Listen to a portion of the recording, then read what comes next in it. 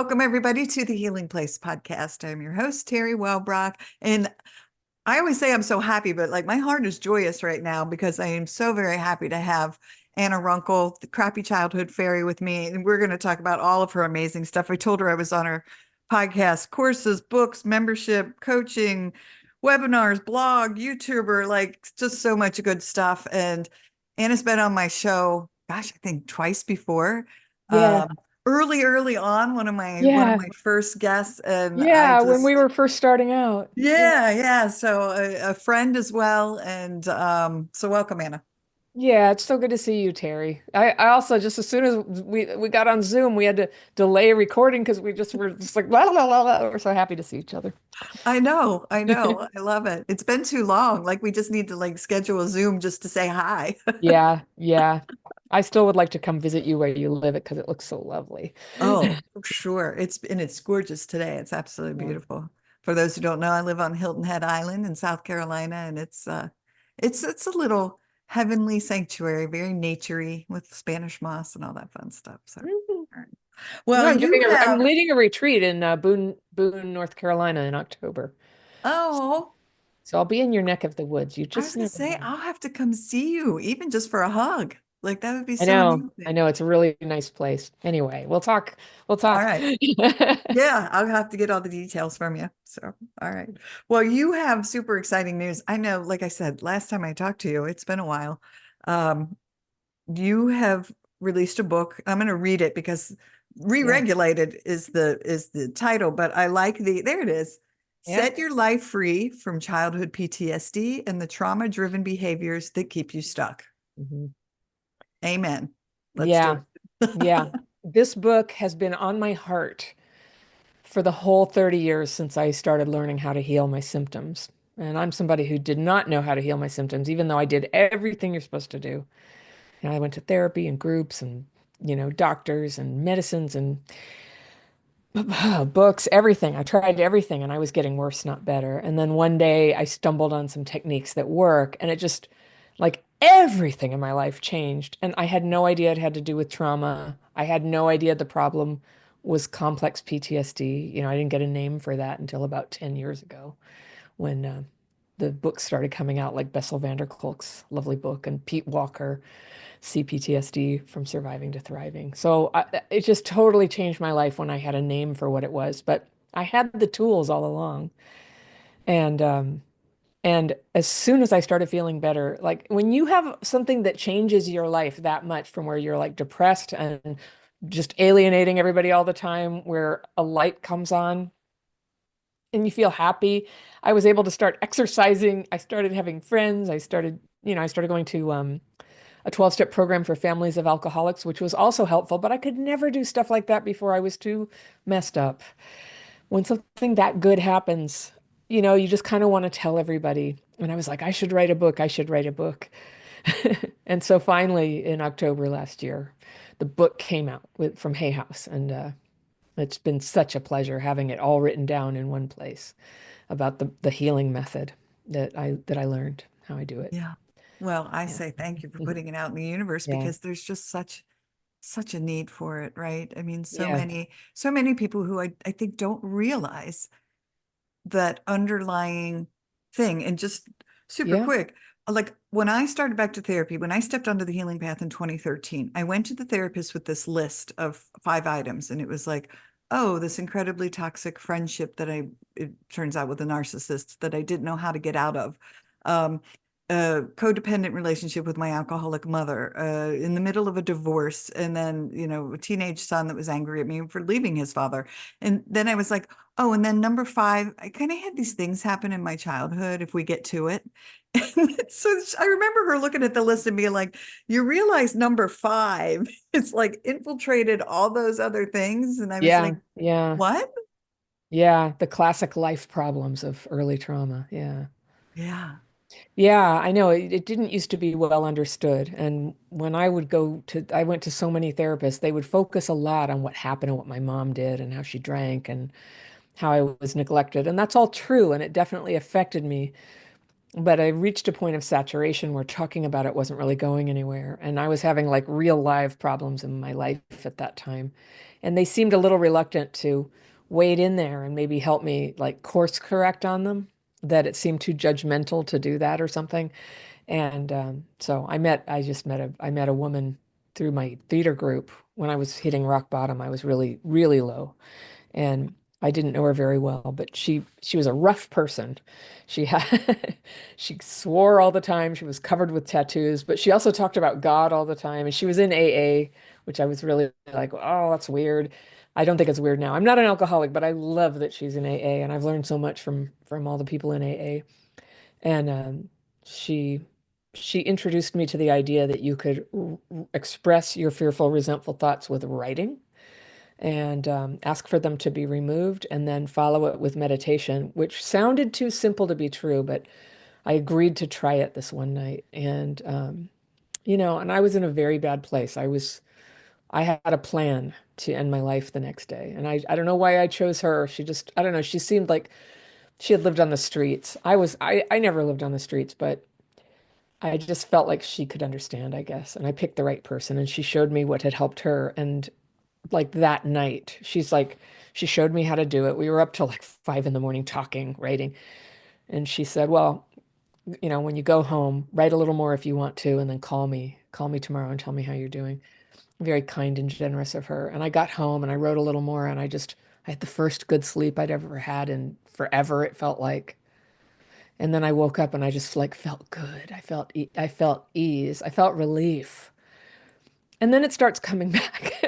And I called her. I'm like, I don't know. I'm starting to feel bad again. She's like, you got to do it twice a day. And so she got me going in that. But at the time, I did not know. I knew that I had a rough childhood. I knew that my mom was an alcoholic, and there was a certain set of literature and ideas about that. Like it's like a little, it's one stream of information about why was I struggling, but so much of it is I had what so many traumatized people have is I had a neurological injury, really, from it all. Hmm. My nervous system couldn't really do its job properly. And so I would get very numb in situations where I needed to be alert.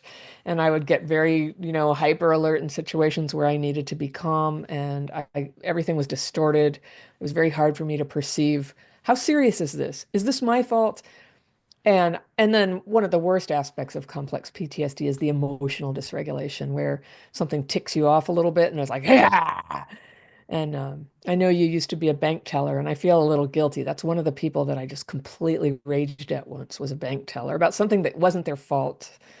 I was frustrated. They had given my personal information to a family member who couldn't be trusted. It was a weird thing. So Yeah. yeah, I was mad, but that doesn't mean that standing in the bank with my little kid in tow, screaming at a teller who was probably, 20 or something.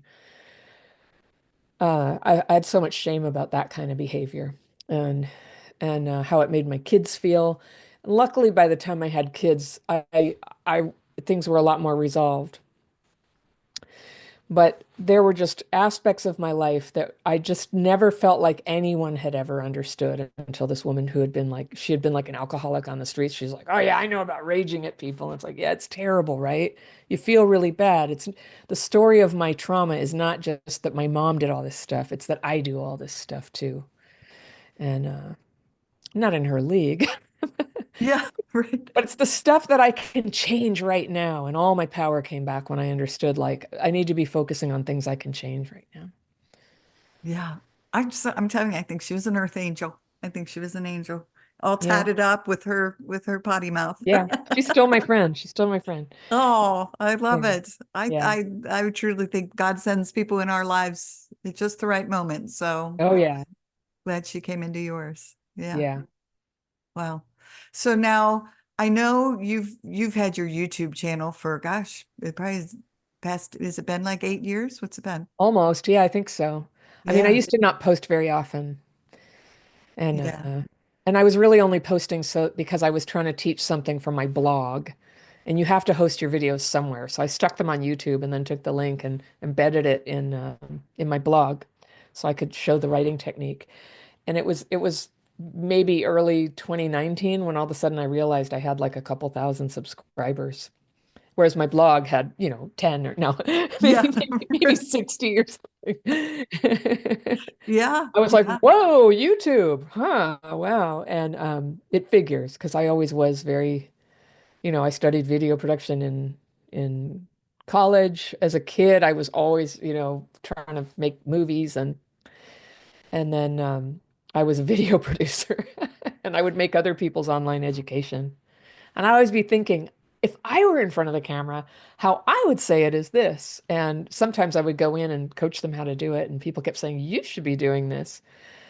And then it all came together one day when I had the name complex PTSD. And I was just like, I need to tell everybody about this thing called complex PTSD. And it just, yeah, it really, it was, I've always been somebody who loved to connect with people about healing and hoped I could heal more. And it was that day when I had the name and the YouTube channel, you know, took shape and I was able to put things out there. And when I was in the 12-step program, I sponsored probably 300 women. And I hope I was very helpful to them. I helped a lot of them all the way through the steps if they stayed.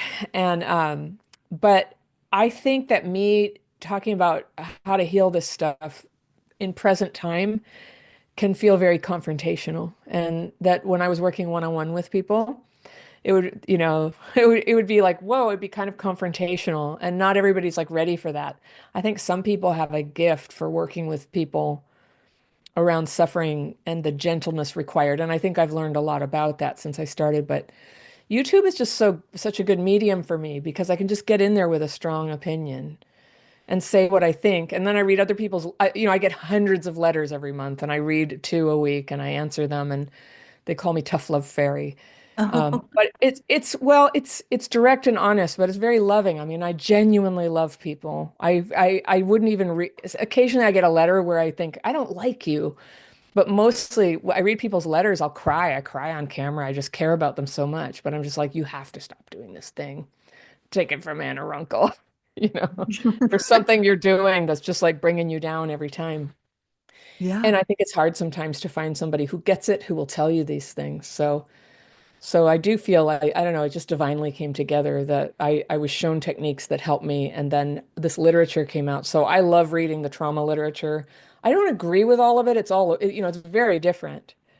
But I really am a fan of people finding the thing that works and then having very practical tools like in their pocket, in their purse at all times, a pen and paper or knowing how to like shake it off. Like, I mean, this stuff is very powerful for healing because having trauma symptoms is a moment to moment problem. It doesn't just happen Tuesdays at 10 a.m. when you go see the therapist. And as I've discussed with you, hardly anybody can afford a therapist, even if they were always the right one, even if they were always available. It's very, very expensive for most people, and especially people with trauma who are struggling to, hang in there with a job and a living Yeah. situation so often. Yeah. Yeah. Well, I talk about it often on the show about like build your coping skills toolbox. Like have so much. Like if it comes across my radar, I'm like, Yeah. ooh, I'm gonna give that a whirl. Yeah. Somatic. Like let's see what somatic's all about. Yeah. Ooh, Yeah. let's do Ho'oponopono Hawaiian, forgiveness prayer. Ooh, Yeah. let's do like Yeah. again, Get it into my morning routine and yeah, let's yeah. try it. I Yeah. love that. Yeah. Yeah. I call it being sovereign over your healing. And in my life, I've done things that helped me and I've done things that didn't help me. And some Yeah. people have helped me and some people kind of got me on a path that wasn't fruitful. And one lesson, especially around like my medical care, like a lot of the medical care I've received, my takeaway was I should have listened to myself and I should have spoken up for myself. Yeah. And so I also like, I'm just jumping right into lessons learned, like having done this for 7, 8 years as we have now, something that I really see now is how healing involves like um, getting your radar back, getting your perception back, where you go, you know what, this doesn't feel right. And I can't even tell you why. I can't point to anything, but I feel it. It's not right. And it's possible that it's just my trauma talking, but I need to listen to myself right now. And then this is the super PhD level. I'm going to listen to myself and step away from this person, but I'm going to do it in such a way that is not offensive or blamey or anything because that's not what I need to do right now.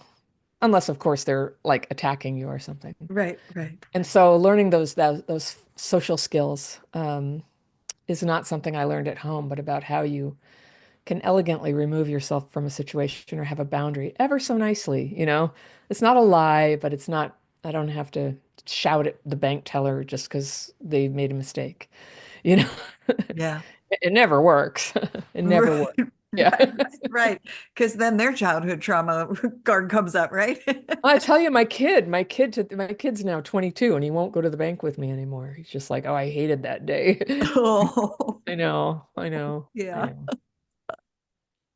Well, I know one of the things I want to talk about that was new that you have is membership. So I've always been curious about that. Like, Oh, what what does that entail? Like, oh. what does Well, it bring I've you? had a membership for 5 years, actually. It's been around. It's wonderful. And it's what, you can give people all the like digital products in the world, but if there's no community, there's only so far any of us can go with this stuff. Like the injury is it's interactive, it's interpersonal. That's the injury. And so it's so tricky, and especially these days. And, I think for you and me both, like during the pandemic, when everybody was, had to rely on Zoom, we were like ready to go. We were already on Zoom, right? And we were like, hello, we're still here. And It's we're still true. here. But they need a community. And I was always trying to think like, how can we do that? So I have 5 paid courses and a free course. I do a webinar every month. I lead these very large Zoom calls every week. 2 of them are for members, 2 of them are for anybody at all who wants to come, and we do the techniques and I teach them and I answer questions. So I'm just really out there engaged with people all the time. Um, and and so when I do a membership, they get all the courses, they get the webinars, they get to come to this community, and it's based on Facebook. Some people don't trust Facebook, and I go make up a fake name. Just it doesn't have to be connected to your personal account or anything. And so the membership is a couple thousand people at any given time, and maybe half of them participate in Facebook, and some participate a lot, and some just sort of hang out and watch. But it's grown into such a vibrant community. So my techniques, I call them the daily practice. And the 2 coaches who work for me and coach our folks, they lead daily practice calls and I do. So we have a big professionally led, not professional, we're not licensed, but we have these big daily practice calls every week. But now our members have peer-led daily practice calls like 20 Oh, times a week. So the members can come in and go to these smaller calls and do the techniques. And when people join the membership, a lot of them are, they're feeling rough. They've made a decision to pay for a membership because it's never because everything's great, right? You don't take a bold step like that. And for a lot of people, just even connecting with other people feels so dangerous. So we have this beautiful culture of kindness there. And we are welcoming. We never talk about divisive things. We have rules about that. No politics, no world affairs, and it's all moderated. And that's what keeps it super safe for people to just like be in a group that's loving and kind and welcoming and inclusive. And so they have these calls, and some of the calls are just you do the techniques, and others have chit chat afterwards, or they take turns sharing. They get to decide a little bit how they handle it. And we've trained all the people who lead it. And it's just like so this is my wildest dream. Like I wanted to share this with people. And so a lot of people learn the techniques, informationally from me on YouTube and my principles about it. But if they come in, then they get to like hang out with other people.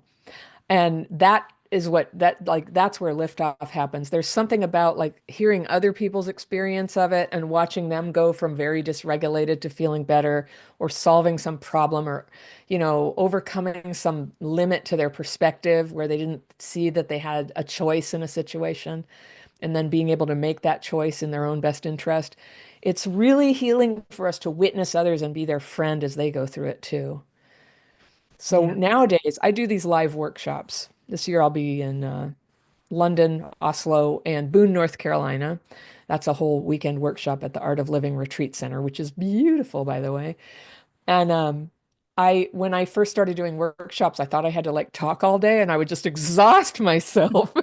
You know, the end of the day, I couldn't even stand up. And then I learned I talk for an hour. I give people some work to do together at their table. I let them talk about it. And then basically the hard part is getting people to like stop talking and come back together as a group. That people are so hungry to talk to other people who get it. And then to walk the same path of healing together. Like it's really wonderful. And so this year, I was able to cut the ticket price in half because I used to cater the lunch, you know, have food brought in for everybody to have lunch together because I wanted them to be able to socialize. But if they can be in a small group before lunchtime, by the time lunchtime comes, whoo, they're off. So I pick venues that are near all kinds of good, easy food options, and it saves everybody a ton of money and it's the friends. I think they come to my events because they'd like to see me, but by the time the day's over, they don't care about me anymore. They like have new friends. And it's really, really nice to see. I know how lonely it is to be a traumatized person. It is so lonely. Even if you pretend to be an extrovert, you know, even if you pretend everything's okay, like there's just this like feeling of disconnection that haunts you. That's the subject of my next book. Yeah. Well, Yeah. someone said the words to me recently that they were an extroverted introvert. And I was like, wow, that hit me in my soul because I mean, Uh-huh. here I am doing this podcast and do it and everybody's like, oh, here you're so social and you're so engaging.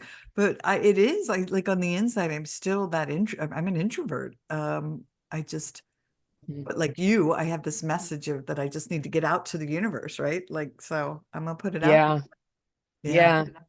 Dealing with people, it's just a necessary medium. You Right, know? right, I right. do love people, but I also I do have a need to withdraw too sometimes. And if I Yeah, go too far in one direction or the other, I go out of whack. Yeah. yeah.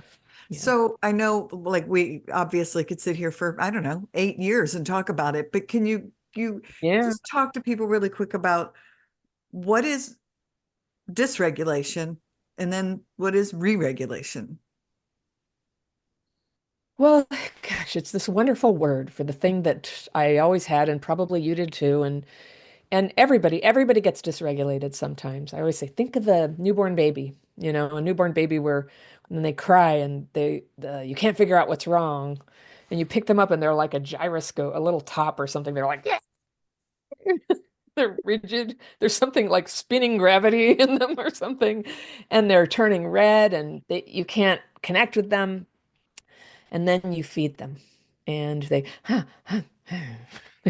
they calm down, and then when they've had enough to eat, they come back and they open their eyes and they're regulated. So we all get to, you know, that's part of proper nurturing of a baby is holding them to your body and allowing your bodies to co-regulate. The baby is regulating off of your body.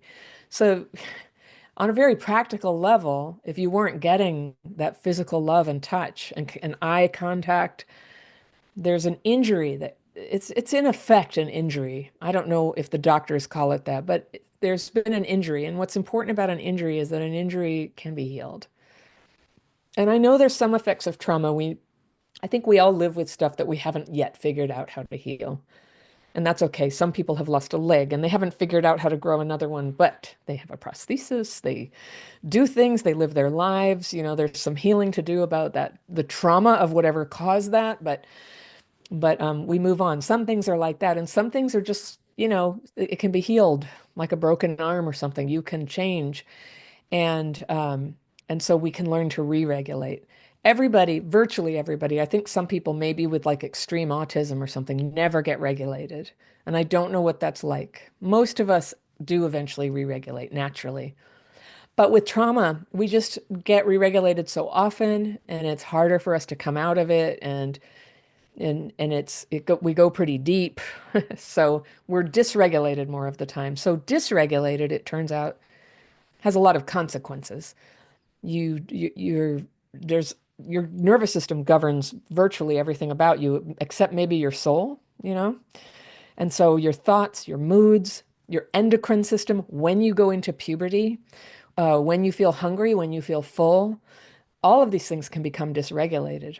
And so there's like this homeostasis. So many parts of our living beings have this center place where it's not too this and not too that, not too hot, not too cold. But everything is like that. We have trouble finding center.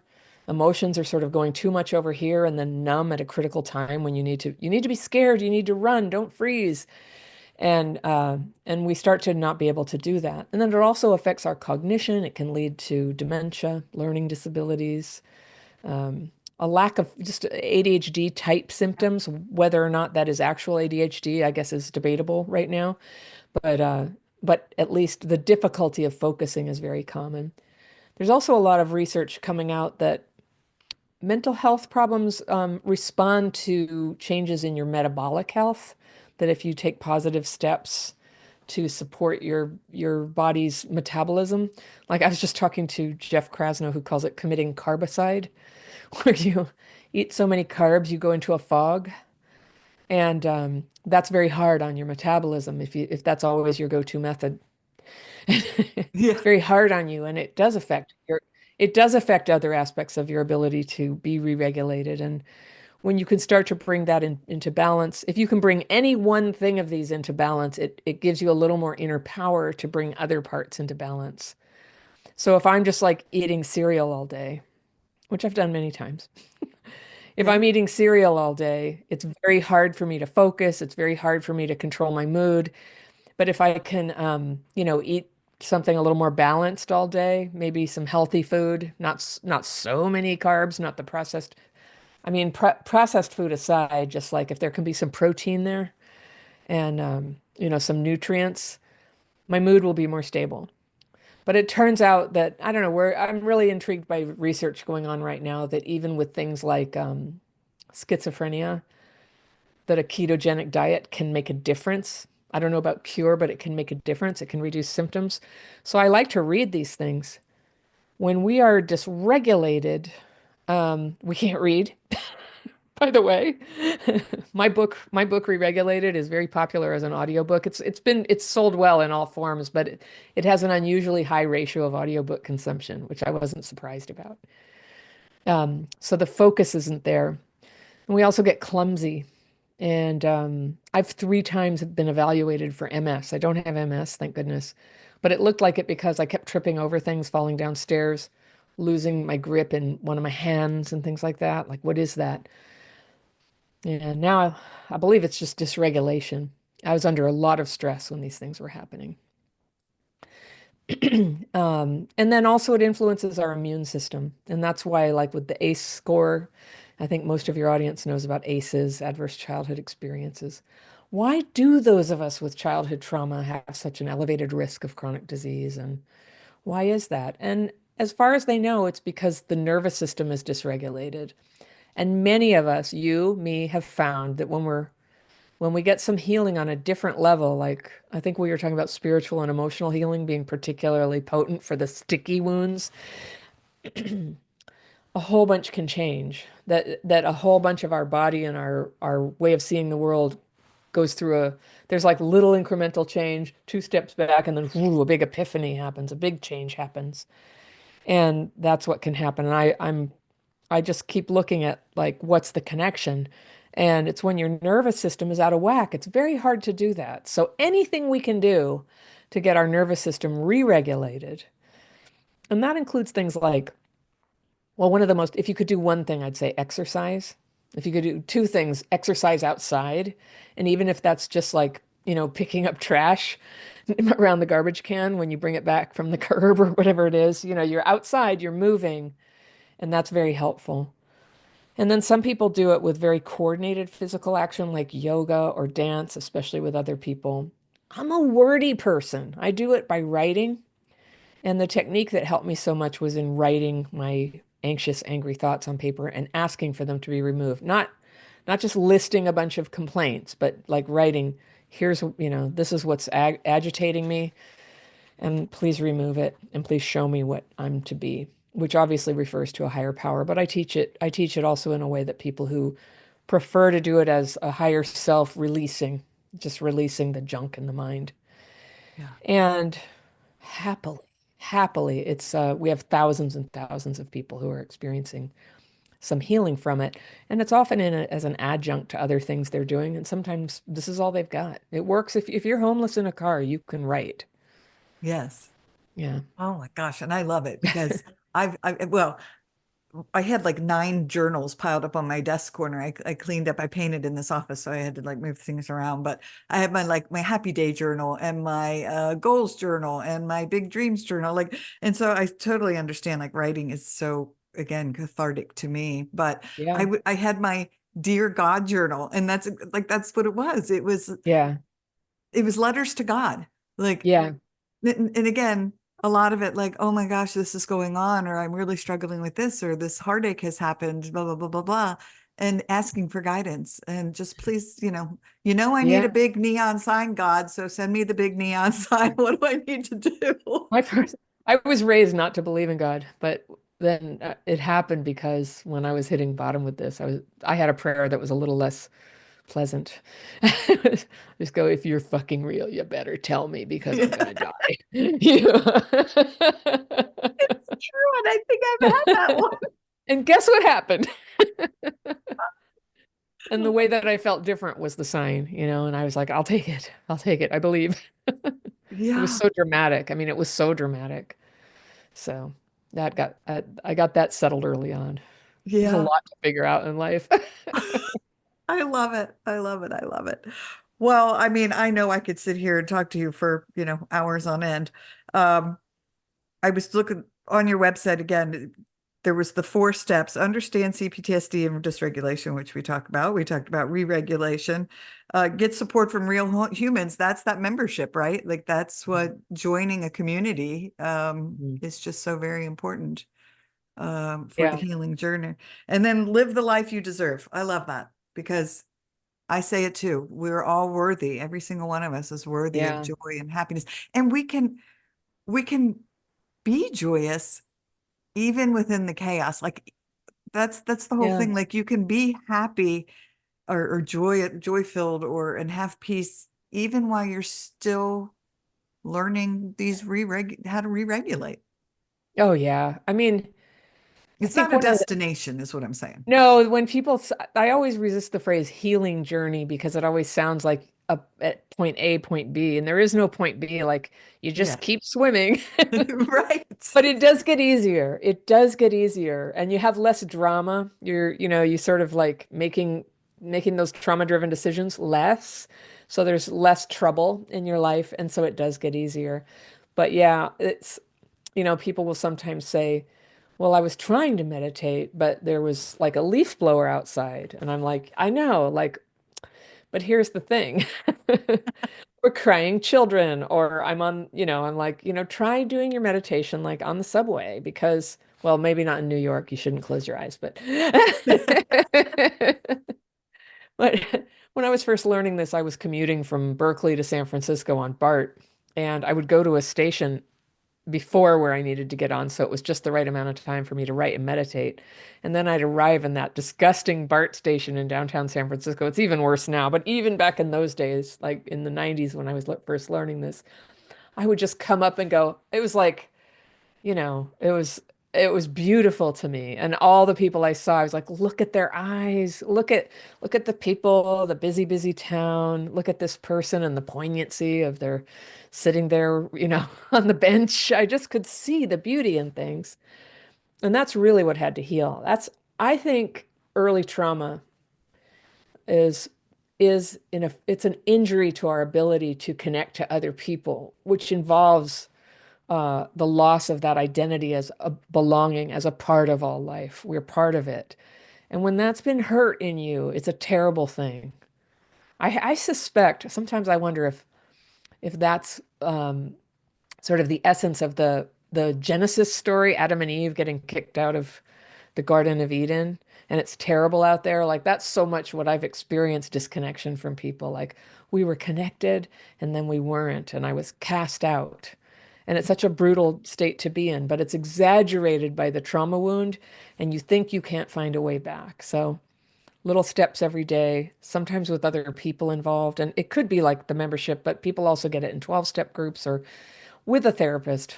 But what I like about a group you can come to anytime as needed is, well, it's anytime as needed, because that's how trauma symptoms pop up. Yeah. Just Yeah. never know. 100%. Yeah. Well, Yeah. so I certainly want to leave you with an opportunity to maybe touch upon anything we didn't get to talk about, Sure. or any final closing thoughts, challenges for folks. Well, I think that it's learning to re-regulate and then starting to take on the life problems that are so common for those of us who have lived our lives dysregulated. And that was something I didn't learn easily. I had to seek out mentorship. But a lot of, if people want to look at my YouTube channel, you can see some, some tough love. I did a video the other day that it kind of pissed off a few people, but it was helpful to a lot of people and to the person who wrote the letter. And somebody wrote to me and said, "Why don't men want to date me?" So the video is called "Why Men Don't Want to Date You." People are like, but sometimes that's your question. And she was somebody who was very accomplished and attractive, and I had not had more than a first date in 10 years or something. And she had a question, and and she had had trauma, of course, and the perspective wasn't there. So we solve life problems, like what's going on there. And in her case, if you're wondering, in her case, my opinion was that she was coming out kind of angry, and she had a lot of opinions that since men are just all so awful, they wouldn't even give her a chance. And I was like, maybe they're picking up on that feeling about them. Maybe Yeah. you got to deal with that feeling, like maybe that's feels unsafe to them. Or but then there's all these people in the comments who are like, of course it feels unsafe because everybody, Yeah. some people are just like really in a mindset that there's no possible way out. And YouTube's very public, so they're there. The people who get better are like looking for, where is my next step? Where is that thing where I'm kind of getting in my own way, or maybe I can set a stronger boundary and feel safer to be myself, or, how can I accept myself? But it's not all self-acceptance and bubble baths. Sometimes it's a little bit more of a stoic thing about like, I need to be more careful about gossip, or uh, I need to learn to be a better conversationalist, things like that that nobody teaches you anymore.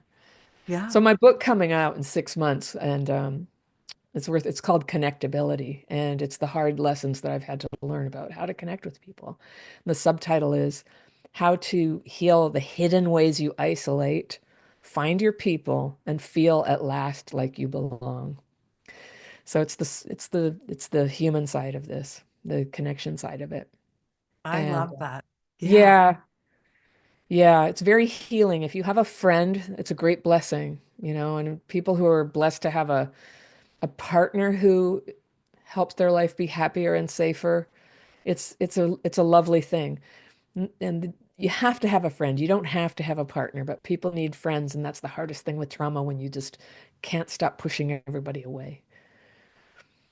Got to Yeah. have friends. Yeah. No, connection is, well, it's just, yeah, so very important. And, I say, I I was in a marriage that was incredibly toxic, and Yeah. we were not good for each other. So that was, and then when you get into a relationship where it's totally opposite of that, like, oh my God, what a world of difference. We laugh every day. Like, a day doesn't go by where we're not laughing hysterically Yeah. about something. And, whether it's our silly little dog or whatever it is. So, Yeah, yeah. And then you change, when you're supported like that. And yeah. yeah, I am married happily now.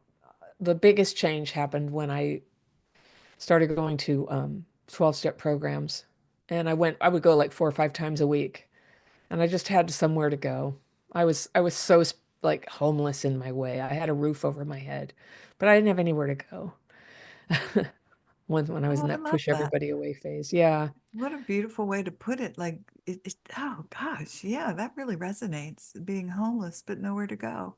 I Yeah. mean, like, have a roof over your head, but yeah, Yeah. It's very hard to heal by yourself. You can do a certain amount with online courses and YouTube videos. You can do some, but sooner or later it's that, the milk of human kindness.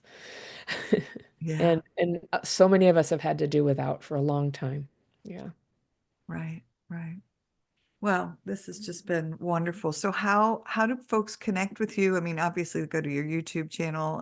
Yeah. But yeah, memberships and books and all that fun stuff. Yeah. Yeah. So the website is Crappy Childhood Fairy, and the YouTube channel is also called Crappy Childhood Fairy. And so you can find me by searching the term Crappy Childhood Fairy there.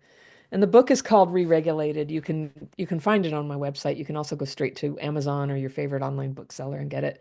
It's now coming out in six more languages: I know. Spanish, French, Portuguese, Polish, Dutch, and Slovenian.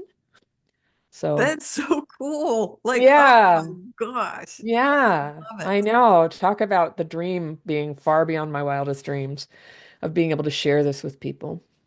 Yeah. It's, yeah, Well, I told you before we hit record, like I just think the work you do, it's such a gift to others. And you just shine a beautiful light of hope into people's lives. I'm so glad that I remember when that first video of yours went, probably not as viral as they go now, but it went a little viral. And I don't know, maybe we had done like a Facebook Live. Was that near when the pandemic was going on? Was that? I know we did one during like at the beginning of lockdown, and I Yeah, think that was our second one. and I don't know if that's like soon after when one of your videos had gone viral, and like Yes. you You know were what, just like, I have one with almost 5 million views called Trauma or Clutter is a Trauma Symptom.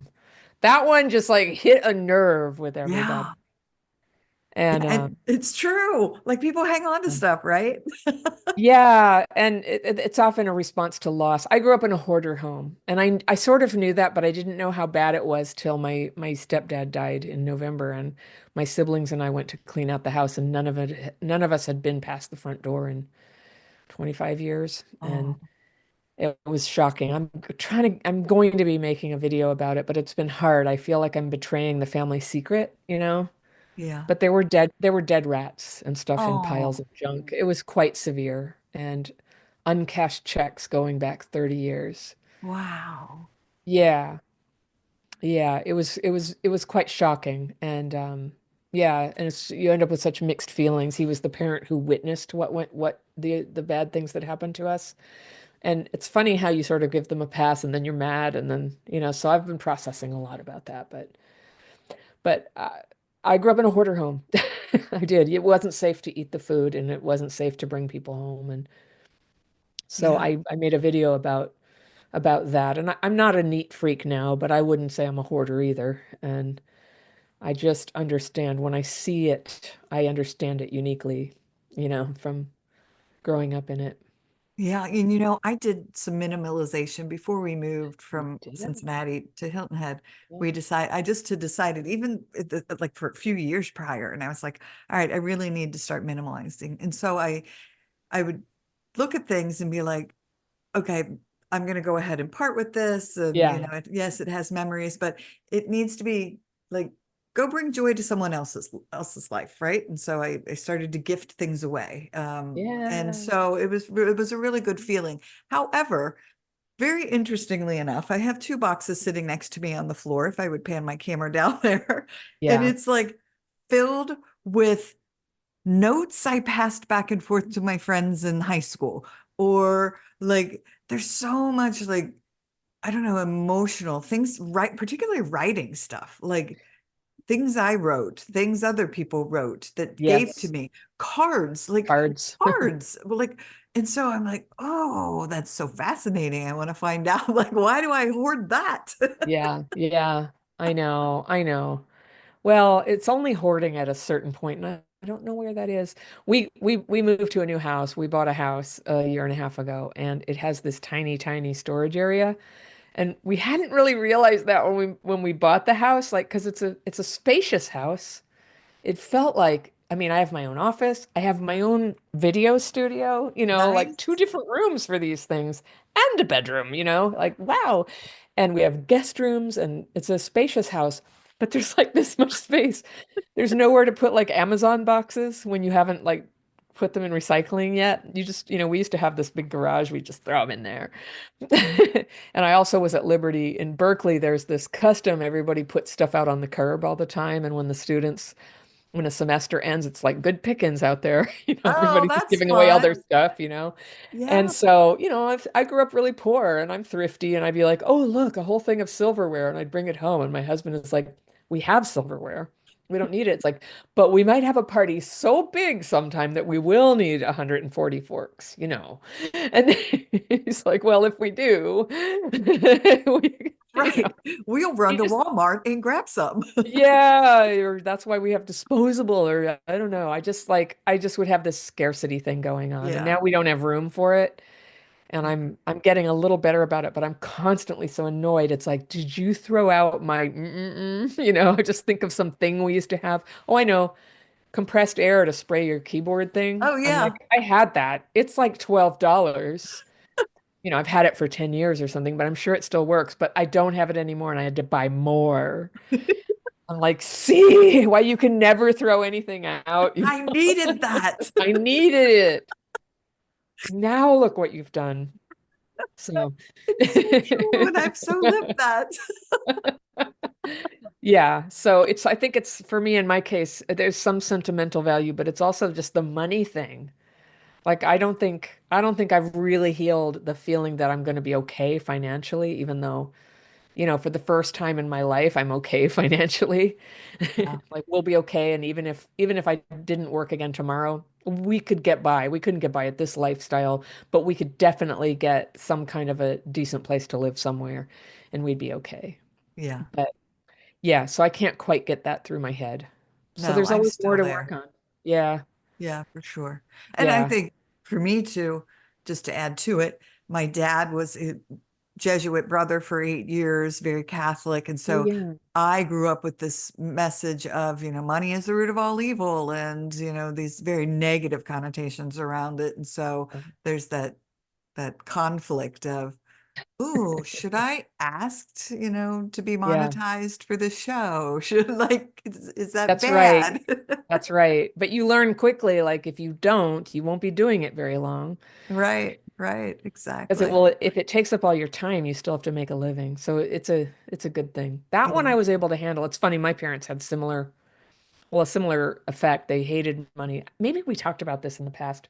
we They might have. felt that money was the root of all evil, but more because they were like sort of like Marxist hippies. Yeah, And so they didn't like anybody who had a new car or who had a clean shirt or.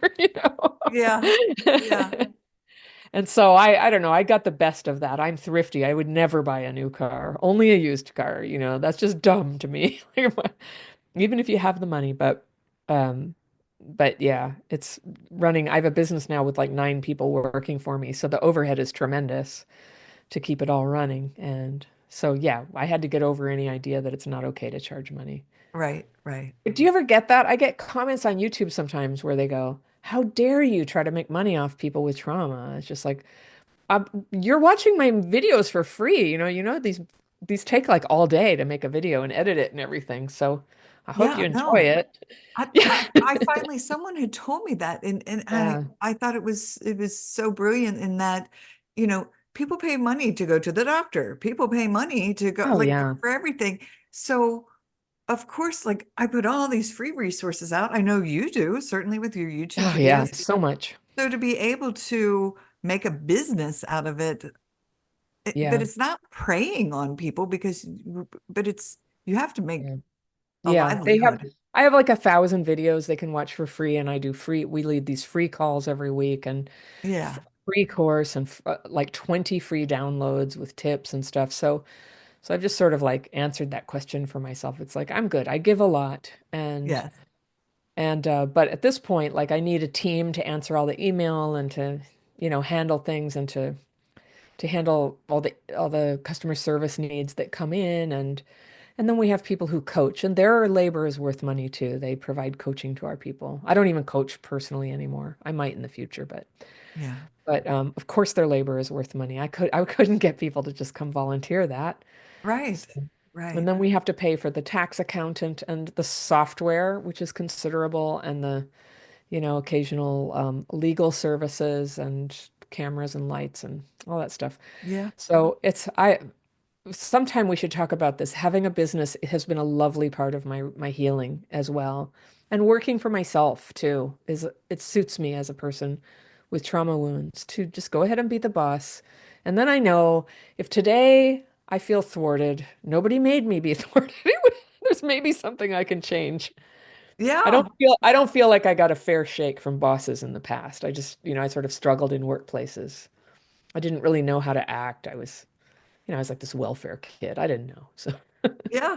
No, I think that would be it'd be a great book. There you go. yeah, yeah. Well, I think I'm going to make a course about it sometime about Yeah.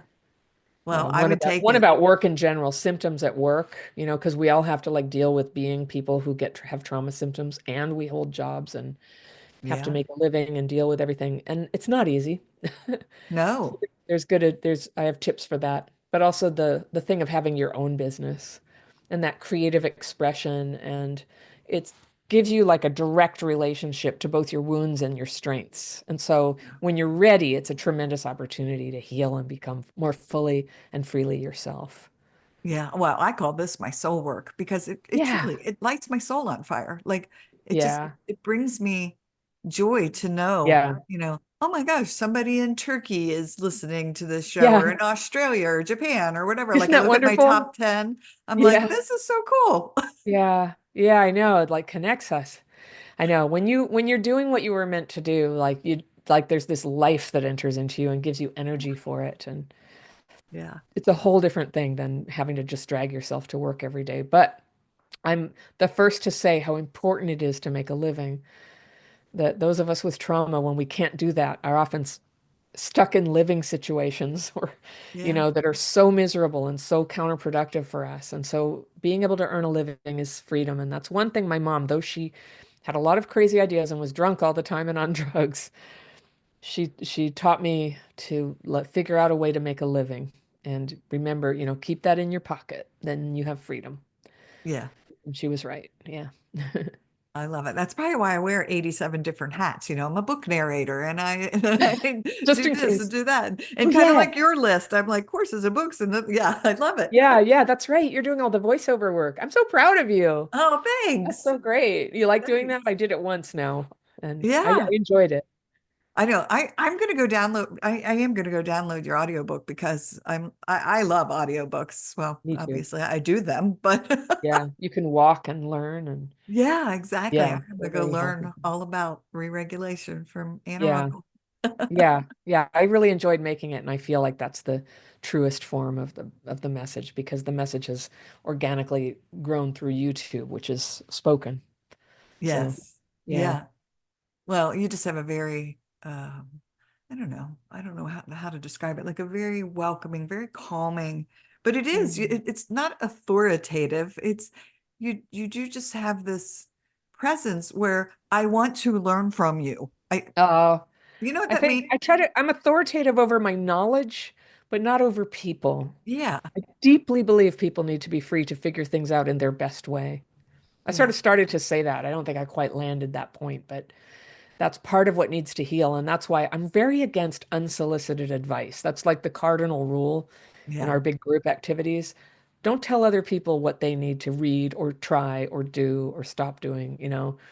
Let people figure it out for themselves. I mean, we have guidelines like, boundaries about what nobody can do because it's a group, but people need to figure it out for themselves. And I always remind them, take everything with a grain of salt, including me. You know, I'm telling you my knowledge and experience, and you will find yours. Yeah. Yeah. Beautiful. All Yeah. right, my friend. All Well, right. it's Great just to been talk to you. such a joy. I love you. Yeah. I just think you're Yeah. all that in a bag of chips. So there you go. Thank you, Terry. All right. Well, one last time, how do folks connect with you? You can find me at crappychildhoodfairy.com or Crappy Childhood Fairy, the YouTube channel, or find my book, Re-Regulated, on online booksellers everywhere. And a new awesome one to come out in what, 6 months? All right. Yeah, in October, the book about connection is coming out in October. So, Awesome. yeah. All righty. Thank Well, you for everyone, having thank you for joining us today on the Healing Place podcast. And remember, until next time, be gentle with yourself. Thanks. Bye bye. me. Hey, everybody. Terry Wellbrock here. Just wanted to thank you again for being a part of this healing space and my hashtag hope for healing journey. Thank you for sharing, liking, inviting others to join, listening in. You've really helped this show blossom. It has now been downloaded in 136 countries and is in the top 2% globally out of 3.2 million shows, which is just amazing. And it's all because of you and your tuning in and inviting others and sharing and liking and loving. And your reviews on Apple really help too. My goal is to hit 100 5-star reviews by the end of the year. And I am closing in on that. So if you are listening in on Apple or Apple Podcasts, please go and rate the show and leave a review if you absolutely love it. And I would be most appreciative. Also, if you would like to receive my monthly Hope for Healing newsletter, please be sure to go to teriwellbrock.com. It's Teri, just one R, WELLBROCK.com. And I have a gift to send you for signing up for that monthly Hope for Healing newsletter. Plus, there are many other resources listed on that page, including a resource library. All right. Thanks. Bye-bye.